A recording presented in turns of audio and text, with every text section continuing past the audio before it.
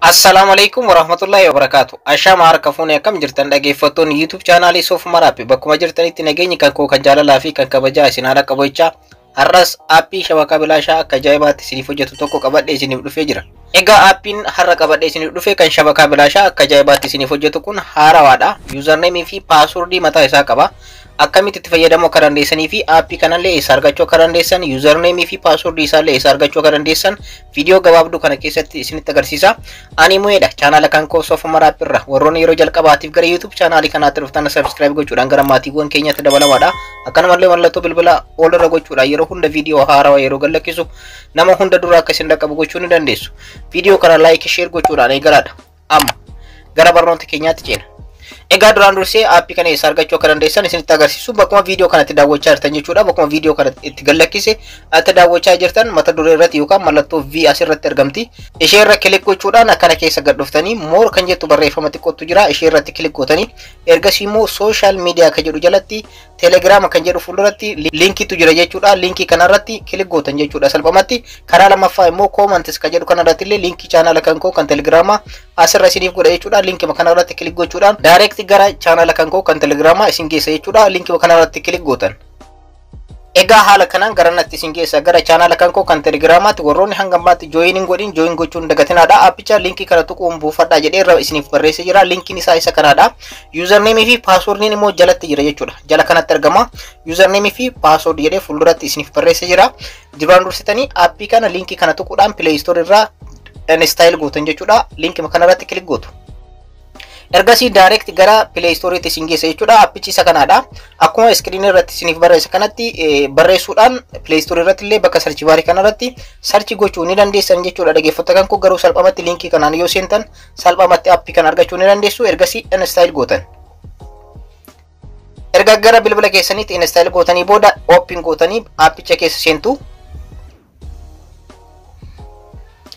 Update success isiniin jedhee bakkuma jalqabaatti isin deebisa. Yeroo kana update isin godhee jira jechuudha. Irra deebiidhaan open gootan.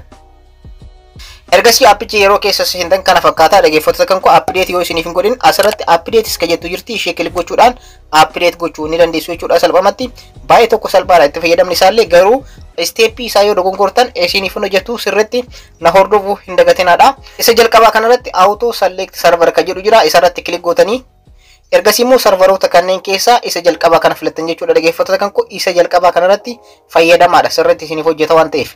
Egaa isa gidduu irratti argamu kana dhaggeeffattoota kan koo akkuma asirratti argartan isarra kilik gochuudhaan asirratti shari'aa keessan ni filattanii warroonni zeeyin itti fayyadamtan zeeyin isaan kunniin ni hojjeta. Akkuma asirratti argartan afurtu jira. Afran kanneen keessaa isin filadhaadha. An sadaffatu naaf hojjete isarratti isinitti agarsiisa. Akkanumallee jawwiin ni argama jechuudha. Jawwiinis afurtu argama. Afran keessaa ni filattan jechuudha. Kan isiniif hojjete irratti itti fayyadamtanii yeroodhaaf sawaan gadi lakkifamne yeroo gad lakkifametti isiniif qabadhee dhufa. Moobaayiliin abbaa riyaala 60 filannoo adda addaatiin jira jechuudha. Akkanumallee abbaa riyaala 39 illee asirratti argama. Kanneen keessaa isin filadhaadha. Ani yeroodhaaf zeeyin irratti isinitti agarsiisa. Isin kanaaf step mamma isinitti agarsiisu kanaan itti fayyadamtanii itti fayyadamuu dandeessu. Amma immoo dhaggeeffattoota kan koo username fi password qaba. Appiin kun username fi password eessa argachuu akka dandeessan isinitti agarsiisu. Channel kan koo kan Telegrama irra ni seentu. Egaa akkuma asirratti argartan dhaggeeffattoota kan koo asirra isiniif kaa'ee jira jechuudha. Username isa 13947624 dha. Username irra kan barreessitanii screen cinaatti isiniif barreessee jira. Password immoo 95859333 dha jechuudha. Salphumatti channel kan koo kan Telegrama Soof Maraappi Media irraa ni argatu waan ta'eef rakkoon qabu. Username 13947624 dha. Password immoo 95859333 dha jechuudha. Isa kana itti galchitan. 13947624 jechuudha. Akkanumallee password isaa 95859333 dha jechuudha.